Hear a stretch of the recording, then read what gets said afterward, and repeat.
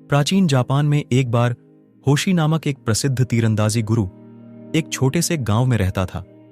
उसकी ख्याति दूर दूर तक फैली हुई थी और दूर दूर से छात्र उससे तीरंदाजी की कला सीखने आते थे।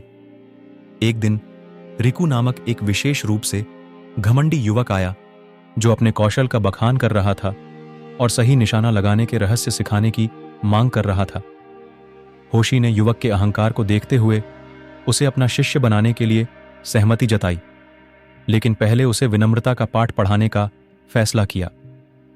कई दिनों के बुनियादी प्रशिक्षण के बाद होशी ने रिकू से कहा कि वे एक विशेष प्रशिक्षण मैदान की यात्रा पर जाएंगे। वे घने जंगलों से होते हुए और खड़ी पहाड़ियों पर चढ़ते हुए एक पुराने जर्जर पुल पर पहुंचे जो एक गहरी खाई पर लटका हुआ था। हवा के हर झोंके के साथ पुल खतरनाक तरीके से हिल रहा था। रिकू ने पुल की ओर देखा और फिर होशी की ओर। उसे डर का एहसास हुआ। मेरे पीछे आओ, होशी ने बिना किसी हिचकिचाहट के पुल पर कदम रखते हुए कहा। रिकू हिचकिचाया, लेकिन वह कायर नहीं दिखना चाहता था। वह रस्सियों को कसकर पकड़ते हुए होशी के पीछे पीछे हिलते पुल पर चला गया। जब वे बीच में पहुंचे तो होशी रुक गया और रिकू को एक धनुष और एक तीर थमा दिया। अब होशी ने खाई के दूसरी तरफ एक पेड़ से बंधे एक छोटे से लक्ष्य की ओर इशारा करते हुए कहा, उस लक्ष्य पर निशाना लगाओ।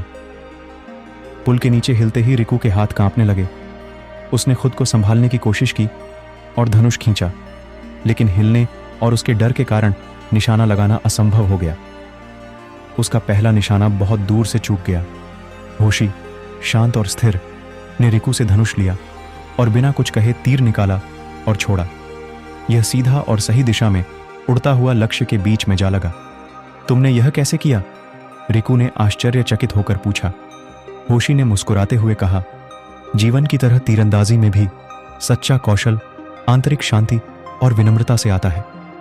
आप अपनी खुद की क्षमता और असफलता के डर से बहुत चिंतित रहते हैं।